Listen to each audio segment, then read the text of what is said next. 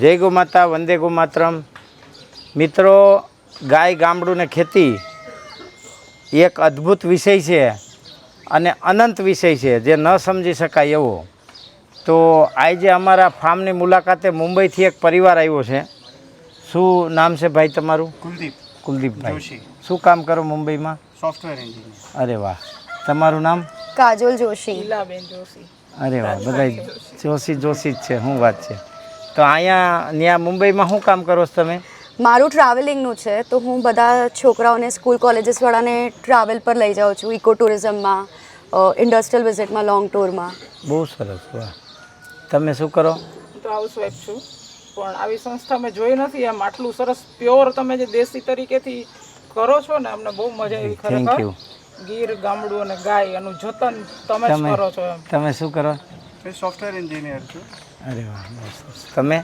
11th સ્ટાન્ડર્ડમાં study કરું છું. અરે વાહ, બહુ સરસ. બધાય મુંબઈમાં રહ્યો છો ને? આ લોકો રાજકોટ રહે છે, રાજકોટ રહે છે. અમે મુંબઈ રહીએ તમે છીએ. મુંબઈ રહ્યો છો. સરસ. તો અહીંયા શું કામ આવ્યા તમે? અમે સ્પેશિયલી જોવા આવ્યા કે આજે બધું ઘી કેવી રીતે બને છે, માખણ કેવી રીતે તમે ઓરિજિનલ રીતે નીકાળો છો. કેમ કે માખણ તો આપણે બધી જગ્યાએ જોતા જ હોઈએ છીએ, બધા ડેરીઝમાં ને બધામાં મળતું પણ હોય છે, બટ જે એકચ્યુઅલ ટેકનિક જે છે, જે વલોવવાની છે કે જેવી રીતે ટ્રેડિશનલ પદ્ધતિ છે, એ મેં અહીંયા આવીને જોઈ છે. તો અહીં તમે પ્રી પ્લાનિંગથી આવ્યા હતા કે અચાનક જ આવી ગયા હતા? ના, અમે લોકો અહીંયા અમારા કુળદેવીના દર્શન કરવા આવેલા, અને પછી થયું કે અહીંયા નજદીક જ છે, તો શું કામ આપણે આ વસ્તુનો લાભ ન લઈએ, કે બે વસ્તુ આપણને સાચી જાણવા પણ મળે અને શીખવા બી મળે. તો કેવું લાગ્યું તમને આમ? બહુ જ મજા આવી, અને હું પ્લાન ડેફિનેટલી કરીશ બીજા સ્કૂલ કોલેજીસવાળાને પણ અહીંયા લાવવા માટે અને મારા બીજા ફેમિલી મેમ્બર્સને પણ લાવવા માટે. તમે તો મુંબઈમાં રહ્યો છો અને ખૂબ સુખી અને સદ્ધર સંપન્ન પરિવારથી છો, તો તમારે અહીંયા ઠેઠ આવું શું આ ગાયના છાણમાં ભટકવા આવવાની જરૂર? અમે મુંબઈમાં રહીએ આ છીએ. ભાઈને તો ગમતું નથી, તમે લઈ આવ્યા છો. ના ના, એ ભાઈ તો ફૂલ સૌથી વધારે લાઈક ગાય પ્રેમી છું એટલે. અરે વાહ, બહુ સરસ. પણ આજે થોડાક ટાયર્ડ છે એટલા માટે, કેમ કે અમે બેક ટુ બેક ટ્રાવેલ જ કરીએ છીએ.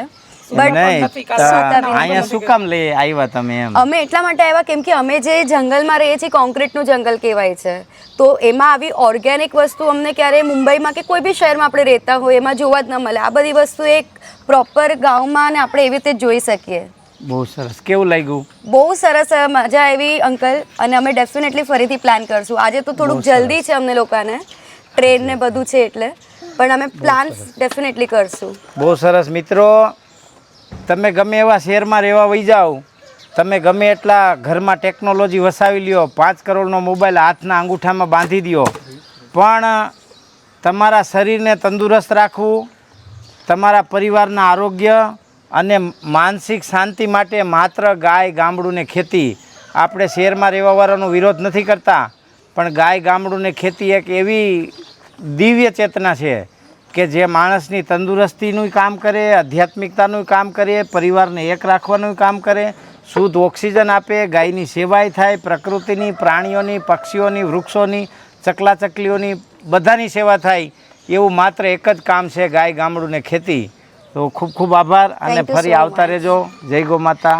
તમે કાંઈ સંદેશ દેવા માગતા હોય તો કહી દો. ડેફિનેટલી આ પ્લેસ પર આવવા જેવું છે, અને તમે જ્યારે એક વખત આવશો તો તમને વારે ગણે અહીંયા આવવાનું મન થશે, કેમ કે એટલું નેચરલ રીતે આ લોકોએ બનાવ્યું છે બધી જ વસ્તુ, અને બધી રીતે એ લોકોએ હાઇજીન મેન્ટેન કરી છે. તો ડેફિનેટલી તમે લોકો ક્યારેક અહીંયા આવવાની મુલાકાત લેજો અને અંકલની મુલાકાત લેજો. Thank you. હજી એક વાત કહેવા માંગુ છું. એક લાઈન અહીંયા વાંચેલી કે જે પ્રકારથી તમારી ગાય રહી છે એ પ્રકારથી તમારી પ્રકૃતિ અને તમારું અર્થ રહી છે.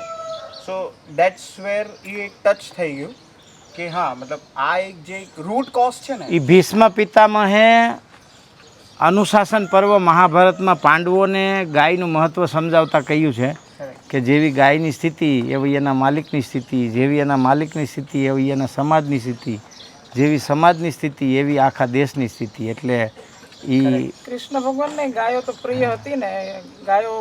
પણ હું અંકલ તમને એ વસ્તુનો ધન્યવાદ કરું છું કે તમે જે રીતે ગાયોને રાખો છો, સારભાર કરો છો, અને બધી વસ્તુની તમે જેવી રીતે જરૂરિયાત પૂરી પાડો છો, એ ડેફિનેટલી બધા જ ફાર્મર્સે પણ શીખવા જેવી વસ્તુ છે.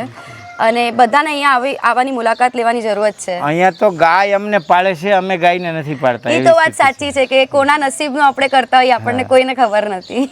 ચાલો, જય ગૌ માતા. જય ગૌ માતા. Thank you. આવજો. Thank you.